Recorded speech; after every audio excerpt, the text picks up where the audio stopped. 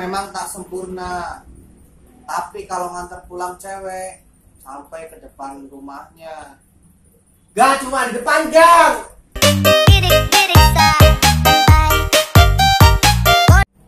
Gue emang gak sempurna, tapi kalau dengerin temen curhat, gue diem aja.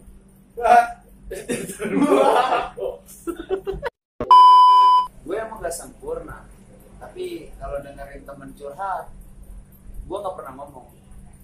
Lah, lu masih mending lah. Wah!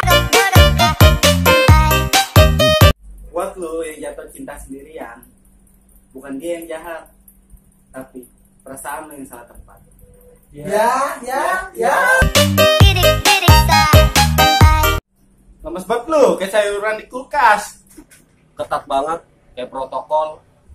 Becek banget kayak pasar. Longgar amat kayak sarung. Iya, ngampleng banget ya tempe adem. Kecil banget, kayak kesempatan lu balik lagi sama dia.